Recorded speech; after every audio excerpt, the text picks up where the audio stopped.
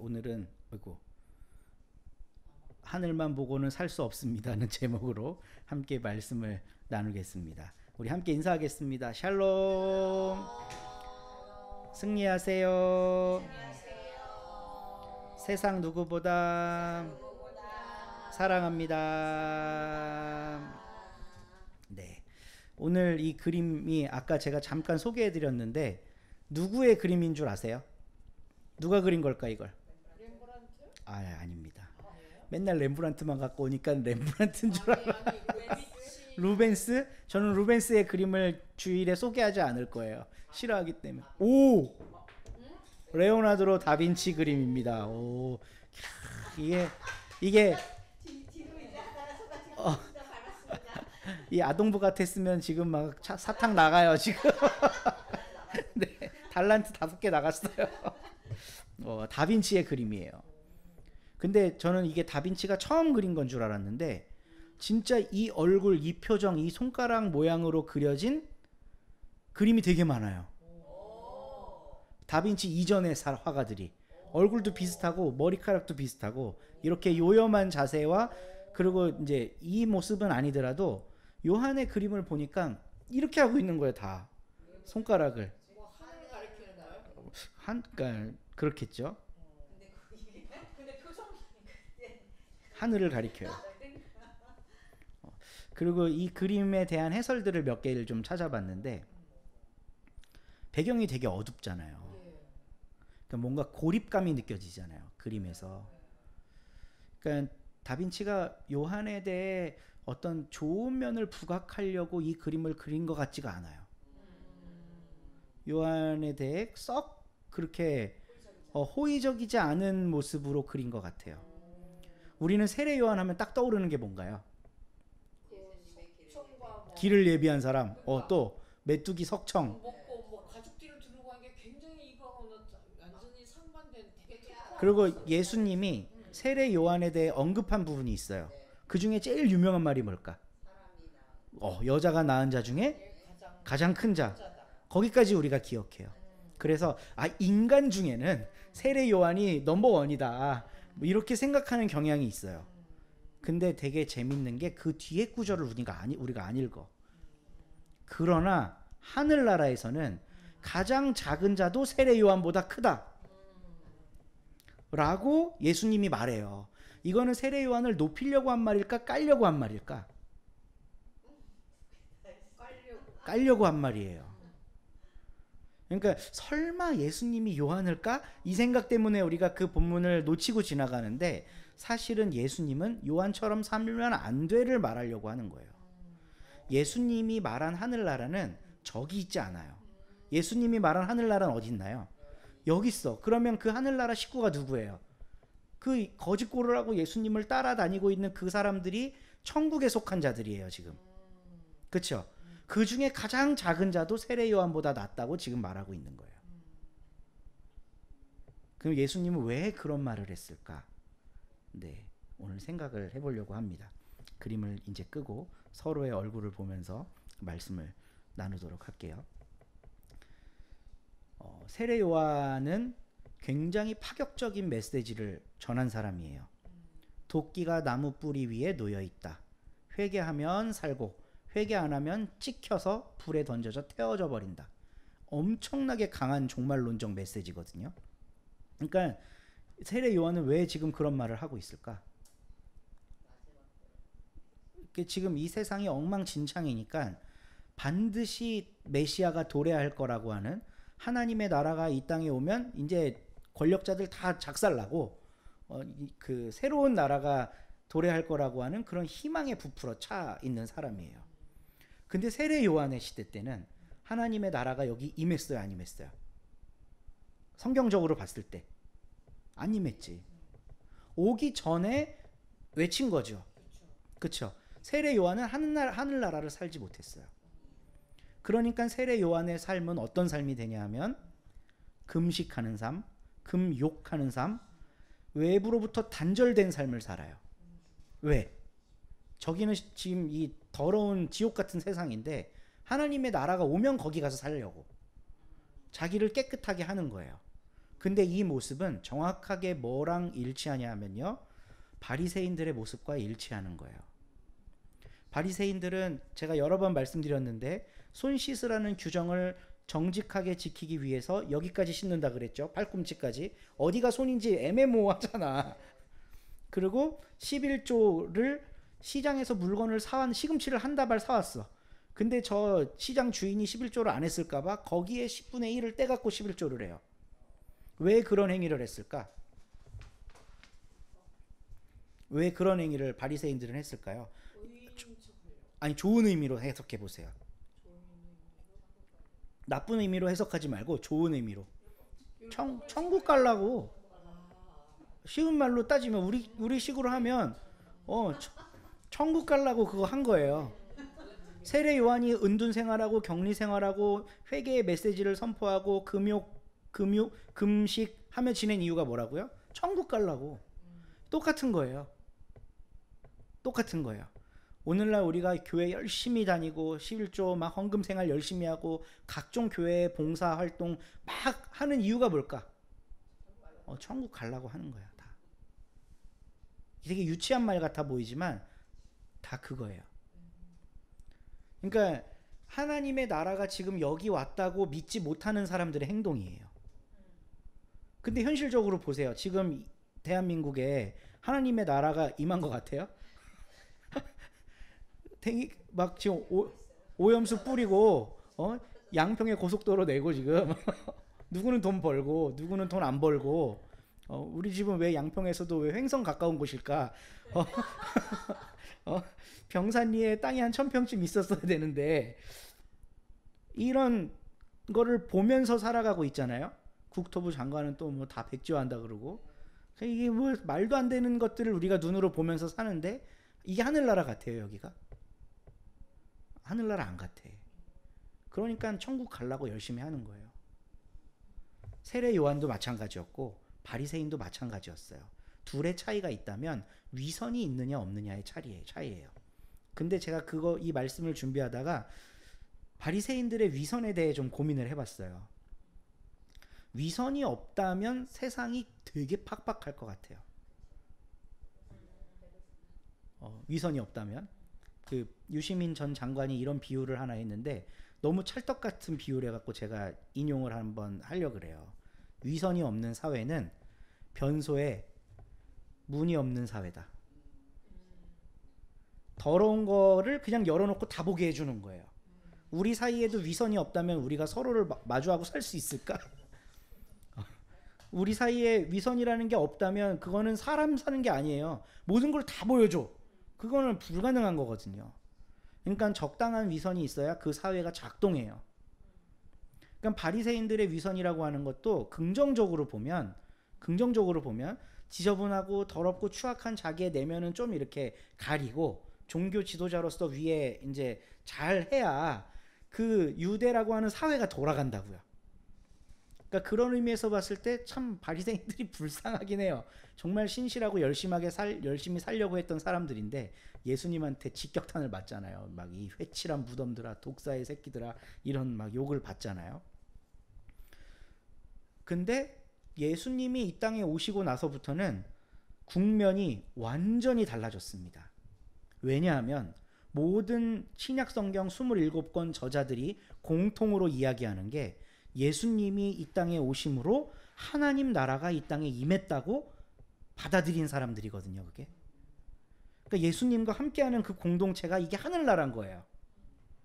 그러니까 우리가 하늘나라에 대한 생각을 많이 좀 고쳐봐야 되는 게 죽어서 어디 먼 별나라로 가는 그런 하늘나라는 없어요.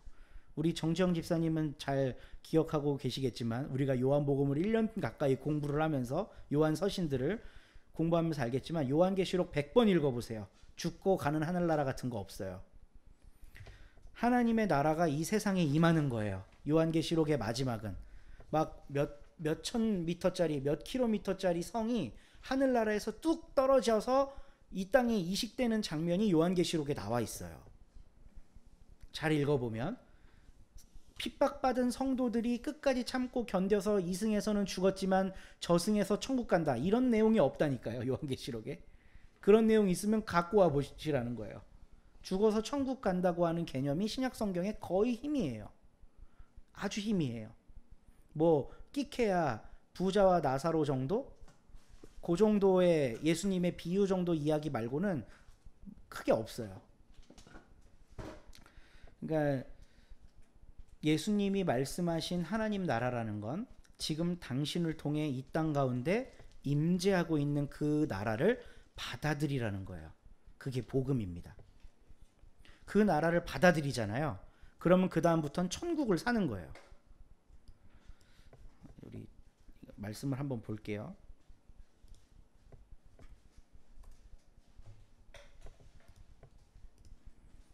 이 세대를 무엇에 비길까? 마치 아이들이 장터에 앉아서 다른 아이들에게 이렇게 말하는 것과 같다. 우리가 너희에게 피리를 불어도 춤추지 않고 곡을 해도 울지 않는다. 이게 지금 현재 상황이라는 거예요. 보세요. 예수님을 통해서 하나님 나라가 임재했어요. 근데 이 안에서 울고 웃고 하는 일들이 생길 거 아니에요. 여기에 아무런 관심이 없는 거예요. 이 바깥에 있는 사람들은. 세례 요한의 무리도 마찬가지예요. 예수님의 공동체에 관심이 없어요. 요한이 와서 먹지도 않고 마시지도 않았다. 그러니까 사람들이 말하기를 이 사람들은 거의 대체로 바리새인입니다. 그는 귀신이 들렸다 하고 나는 먹기도 하고 마시기도 하니 그들이 말하기를 저 사람은 먹보요 술꾼이요 세리와 죄인의 친구다. 이렇게 비판하지 이 나라 안에 들어와 보려고 하지 않는다는 거예요. 이 나라 안에. 세례 요한도 마찬가지입니다. 예수님에게 끊임없이 제자를 보내서 물어요. 당신이 오실 그이입니까? 세례 요한도 아직 확신이 없는 거예요. 그러니까 예수님이 뭐라 그래요? 가서 요한한테 전해라. 요한의 제자들에게 소경이 보고 절름발이가 걷고 가난한 자들에게 복음이 선포된다고 전해라.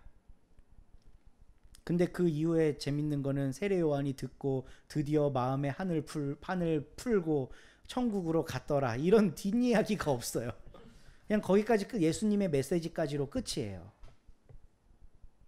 그러니까 예수님을 통해 이 땅 가운데 천국이 임했는데 그 천국에 대해서 아무런 관심이 없는 많은 사람들을 보고 예수님 안타까워하신 대목이라고 할 수가 있습니다. 제가 고등학교 때 이제 성령파가 돼갖고 한창 그 막 기도하러 다닐 때 어떤 찬양 좋아했냐면요. 죄 많은 이 세상은 내 집 아니네. 내 모든 보화는 저 하늘에 있네. 저 천국 문을 열고 나를 부르네. 나는 이 세상에 정들 수 없어라.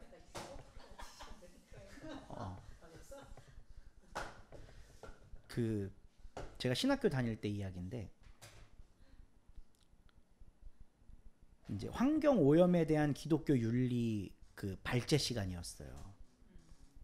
그래서 누군가가 이제 하나님이 지으신 이 자연을 돌봐야 되는 우리 기독교인의 윤리적 책임에 대해 이야기를 한 거예요.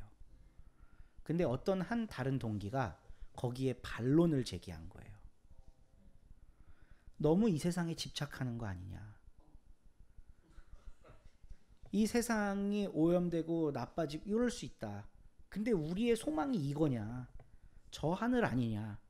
이랬는데 상당한 공감대를 얻었어요. 그리고 실제로 많은 목사님들 가운데 이런 오염의 문제, 그 뭐 개발로 인한 환경 파괴의 문제 이런 거에 대해서 감각이 무딘 경우가 많은데 대표적인 이유가 이 땅은 썩어 없어질 거기 때문이에요. 저는 오늘날 이런 엄청난 환경 파괴의 주범이 기독교 사상이라고 생각해요. 여기에 있는 건 썩어 없어질 거고 새하늘과 새 땅이 되면 새 창조의 공간으로 가서 우리가 영원히 낙원 생활을 할 텐데 왜 이거를 이렇게 집착하냐는 거예요. 근데 이게 제가 이제 기독교 역사를 공부하다 보니까 초대교회에도 이런 현상이 있었어요. 이단의 두 가지 사례가 있는데 하나는 극단적인 금욕주의자들이에요. 이제 내 몸뚱아리가 이 세상에 속했잖아요. 오늘 우리 이수신 집사님이 낭독하신 구절이 그건데 그 로마서 7장 말씀이 오라 나는 공고한 사람이로다 하나님의 법과 죄의 법이 내 속에서 싸운다. 이제 이 이야기를 하잖아요.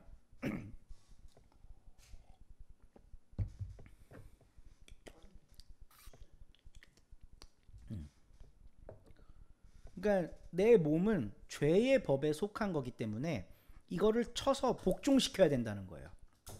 영이 활성화되기 위해서. 그래서 초대교회에 극단적인 금욕주의자들이 나타났어요. 특히 이제 그 로마의 소피스트들의 영향을 받아갖고 그런 어떤 그 소크라테스의 제자들, 소크라테스는 육체는 부정한 거고 참 진리는 영에만 속했다고 이야기한 사람이거든요. 여기에 영향을 받은 기독교인들이 우리는 영이 중요하지 육체는 중요하지 않다 그래서 몸에 고행을 해요. 사실 그런 게 막 40일 금식 기도하고 이런 거에 그 뿌리입니다. 사실은 몸을 쳐야 영이 살아난다고 생각하는 거. 그리고 또 하나의 이단이 어떤 이단이 있었냐면 방종주의자들이에요. 몸은 죄 덩어리야. 마음대로 해도 돼. 그래서 막 그냥 마음대로 사는 거예요. 대신에 내 영은 고귀한 하늘나라를 바라보고 있다는 확신 속에 사는 거죠. 둘 다 무서운 거예요. 둘 다. 그래서 어거스틴 이후에 이제 고대 교회 연합회의 결정은 그 둘을 다 이단으로 규정해요. 극단적인 금욕주의도 이단이고 방종주의도 이단이에요. 저는 오늘날 오염되고 있는 이 지구 환경을 보면서 새하늘과 새 땅 도래하면 다 뒤집어 엎어질 거 그냥 막 쓰지 뭐 라고 생각하는 기독교 사상가 혹은 목회자가 있다면 저는 극단적인 방종주의자의 후예라고 생각해요. 그리고 막 지금도 기도원에서 수십 일씩 금식을 해가며 몸을 치고 허벅지를 꼬집어가며 막 어떻게 하면 이거를 지킬 수 있을까 하고 극단적인 금욕주의로 가는 분들, 이분들은 저는 바리새인과 세례 요한의 후예라고 생각합니다. 원효대사 동주야. 원효대사 그다음에 뭐예요? 해골물. 네, 원효대사 해골물. 원효대사가 해골물을 마시고 깨달음을 얻잖아요. 그러니까 진리를 추구하려고 중국과 인도에 가서 뭔가 새로운 깨달음을 얻으려고 가는 도중에 그 발걸음을 끊고 속세로 돌아와서 대중을 위해 일하기 시작한 거예요. 그래서 대승불교라는 게 생겨요. 소승불교는 민중을 구원하지 못해요. 세례 요한은 소승불교 같은 사람입니다. 하나님 나라가 왔고 도끼 뿌리가 놓였으니까 나는 회개해야 되고 나는 오로지 하나님께만 집중해야 돼. 그게 이런 모습이라는 거예요. 하나님만 바라보고 나는 예쁘게 있으면 되는 거야.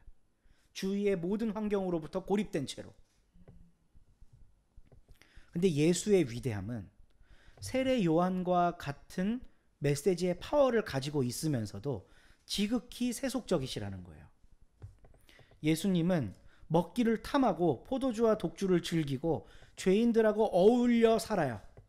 근데 그들한테 뭐라고 선포해요? 너네가 사는 여기가 하늘나라야 라고 선포해요. 너네가 이게 하늘나라라고 받아들이지, 하늘나라라고 받아들인다는 건 하나님만 왕으로 섬긴다는 거잖아요. 그러면 이 세상 안에서의 모든 차별이 없어져요. 황제한테 떨지 않아도 되고 가진 자한테 굽신거리지 않아도 되고 나 없는 것 때문에 창피해하지 않아도 돼. 그걸 받아들이면 너가 천국을 사는 거야 라고 예수님이 얘기를 했어요. 그리고 그걸 받아들이며 살잖아요. 그럼 예수님이 뭐라고 하시냐면 그거 받아들인 사람은 그 중에 가장 작은 자라도 세례 요한보다 더 커 라고 가르쳐 주시는 거예요. 오늘 우리가 읽은 말씀 바로 뒤에 그 구절이 나옵니다. 하늘나라에 속한 사람은 가장 작은 자라도 이 인간 가운데 속한 가장 고귀하다고 생각하는 사람, 극단적으로 금욕주의하고 하늘나라만 바라보며 살고 이 사람보다 더 크다는 거예요. 이미 온 나라를 살고 있기 때문에. 근데 이미 2000년이라는 시간적 물리적 그게 세월이 흘렀음에도 불구하고 종교는 회개하려는 본능이 있어서 계속 세례 요한처럼 하려고 해. 계속 바리새인처럼 하려고 해. 아무리 봐도 여기가 천국 같지가 않거든. 그러니까 하늘만 가리키면서 자 우리 경건하게 삽시다. 금식하며 삽시다. 하나님 나라를 소망합시다. 이런 메시지만 나오는 거예요. 이해는 돼요. 이해는 돼요. 근데 우리가 하나님의 나라가 우리 모임 가운데 임재했다고 믿는다면 우리 안에 그 어떤 차별도 계급도 높낮음도 없다고 생각하고 오로지 우리가 하나님만 왕으로 모시고 살아가는 공동체가 된다면 우리는 세례 요한이나 바리새인보다 훨씬 더 깊은 영성을 가지고 살아가는 삶을 살 수 있을 거예요. 하늘만 바라보며 사는 삶은 어떤 의미에서 굉장히 끔찍합니다. 제가 아주 어렸을 때인데 이제 기독교에 심취한 약간 변칙적인 이단 종교였겠죠. 심취한 엄마가 딸이 배에 복수가 차오르는데도 병원에 안 보내고 기도만 하는 게 뭐 어디 PD 수첩인데 어디 나와갖고 난리가 났었던 적이 있죠. 기도하면 낫는다고. 결국 아이가 죽었어요. 하늘만 바라보며 우리가 살 수 있을까요? 이 세상에 있는 모든 것들을 터부시하고 여기는 다 싹 없어질 소망 없는 것이야. 하늘만 바라봐. 그렇게 산다면 우리 양평에 있는 신양원의 존재 이유가 없습니다. 신양원이 있는 이유는 이 땅 가운데 하나님 나라가 어떤 모습인지 연습해 보려고 있는 거예요. 우리 서로 공동체가 여기에 있는 이유는 그거 해보려고 있는 거예요. 그래서 어거스틴이 이런 얘기를 합니다. 교회는 하나님 나라의 모형이다. 여기서 한번 그러니까 이게 완벽한 하나님 나라일지 아닐지 우리가 확신할 수는 없지만 하나님 나라처럼 한번 해보자는 거예요. 그게 교회의 존재 이유입니다. 하늘만 바라보며 이 세상 문제를 터부시하며 살지 않고 성령 강림주의를 맞아서 성령께서 우리 가운데 임하시면 예수님 시대 때의 그 이야기들이 재현될 수 있다는 믿음으로 함께 나아갈 수 있으면 좋겠어요. 그러면 우리가 이런 찬양을 고백할 수 있습니다. 하늘을 바라보라. 드넓은 저 바다도 온 세상 지으신 주님의 섭니다.